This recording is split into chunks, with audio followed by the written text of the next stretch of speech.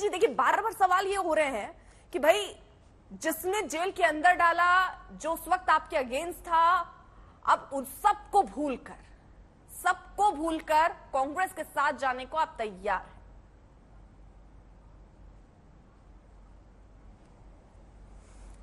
देखिए अर्पिता जी, राजनीति में जन आकांक्षाओं पर चलना होता है।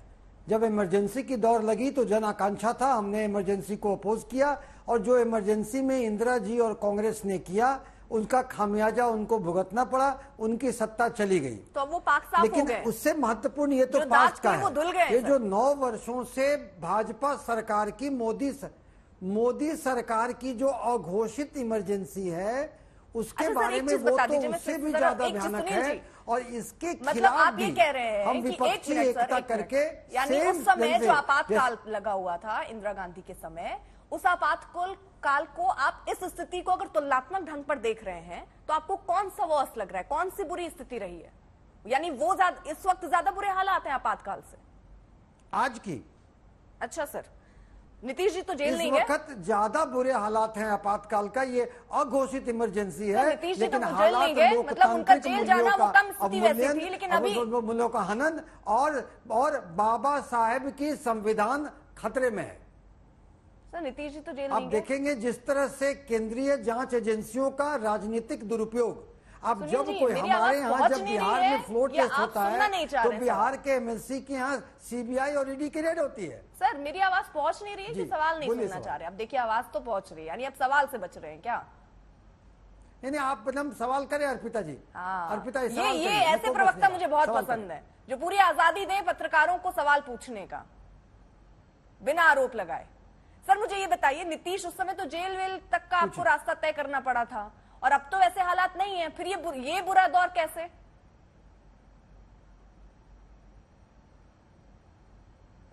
नहीं, उस वक्त जब इमरजेंसी थी तो जन आकांक्षा थी इमरजेंसी के खिलाफ आवाज बुलंद करने के लिए, तो माननीय नीतीश कुमार जी ने इमरजेंसी के खिलाफ आवाज बुलंद की, और कांग्रेस ने जो किया तो कांग्रेस को सत्ता से हाथ धोना पड़ा। उसी तरह से मोदी सरकार जो अघोषित इमरजेंसी की है, फिर माननीय नीतीश कुमार जी ने जन आकांक्षाओं के अनुरूप विपक्षी एका किया है। अब 2024 में मोदी सरकार को सत्ता से हटाएगी, क्योंकि फांसीवादी ताकतों का और जो लोकतांत्रिक मूल्यों का हनन करते हैं वैसी ताकतों की सत्ता जानी जरूरी है। सारे जनाकांक्षाओं के अनुरूप होते हैं, लेकिन वो इमरजेंसी को मैं जस्टिफाई नहीं कर रहा, लेकिन आज का इमरजेंसी, आज की अघोषित इमरजेंसी। सर एक बात मैं पूछना चाह रही हूँ, एक विपक्ष के तौर पर, एक आम नागरिक और एक पत्रकार के तौर पर मेरे मन में सवाल आता है कि क्या एक विपक्ष के तौर पर आपको लगता है कि लोकतंत्र की हत्या, ये बात जो आप कह रहे हैं, लोकतंत्र की हत्या क्या सिर्फ इसलिए है क्योंकि आपके नेताओं पर सीबीआई जांच हो जाती है, आपके नेताओं पर ईडी की जांच हो जाती है, और इसलिए क्योंकि ये आपके लिए खतरा है इसलिए इसको लोकतंत्र का खतरा बता दो? आम जनता की बात आप लोग क्यों छोड़ देते हैं? महंगाई है, बेरोजगारी है, नौकरियां नहीं है, इस पर आप लोग क्यों नहीं मोर्चा संभालते? और ये क्यों नहीं कह रहे कि हम सब इसलिए साथ आ रहे हैं क्योंकि देखिए पेट्रोल डीजल कहां पहुंच गया? आप क्या कह रहे हैं? लोकतंत्र की हत्या हो रही है। भाई क्यों हो रही है? क्योंकि ईडी और सीबीआई जांच कर रही, करने दीजिए लाखों के घोटाले, जांच मत कराइए बस हमारे नेताओं की। अर्पिता जी 30 सेकंड समय दीजिएगा। आपने टोटली हम लोग को गलत समझा। जन आकांक्षाओं में बहुत बड़ा मुद्दा है महंगाई का। पहली बार खाद्य वस्तुओं पर कर लगे। अभी आप इतनी देर बोल गए, आपके नेता प्रेस कॉन्फ्रेंस कर गए, पूरे नेता जो विपक्षी दल जुटे थे सब प्रेस कॉन्फ्रेंस कर गए, सब बार बार यही कह रहे हैं लोकतंत्र की हत्या, लोकतंत्र की हत्या। मैंने तो सुना ही नहीं किसी ने महंगाई और बेरोजगारी की बात की कि हम इस मुद्दे पर साथ आ रहे हैं, किसी ने बात ही नहीं की। अब आप कह रहे हैं गलत समझ रहे हो। भाई हम आपके बयान को समझ रहे हैं। मुझे बड़ा आश्चर्य है, मुझे बड़ा आश्चर्य है अर्पिता जी, मुझे बड़ा आश्चर्य है अर्पिता जी कि इतने महत्वपूर्ण चीज आपको आप संज्ञान नहीं ली, या संज्ञान मुझे ये आश्चर्य है कि इतने महत्वपूर्ण विषय पर विपक्ष क्यों साथ नहीं है? मुझे ये आश्चर्य है सर कि इतने महत्वपूर्ण विषय में विपक्ष साथ क्यों नहीं है? मैं इस बात पर आश्चर्यचकित हूँ। कृषि कानून और बेटियों की सुरक्षा पर विपक्ष एक था। नहीं, आपका आश्चर्यचकित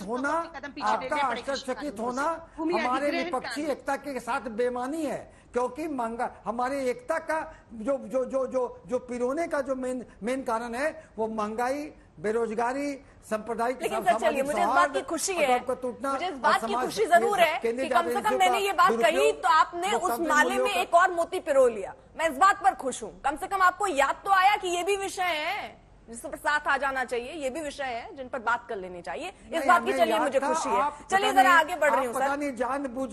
जानबूझकर सर मैं आप कहेंगे तो मैं सर आप कहेंगे तो मैं बयान आपको सुनवा दूंगी, लालू प्रसाद यादव का बयान सुनवा दूंगी, आपको नीतीश का बयान सुनवा दूंगी, जो प्रेस कॉन्फ्रेंस हुआ है वो सुनवा दूंगी, क्योंकि कहीं इसका जिक्र नहीं है। हर जगह हर बार यही कहा जा रहा है कि लोकतंत्र की हत्या हो रही है।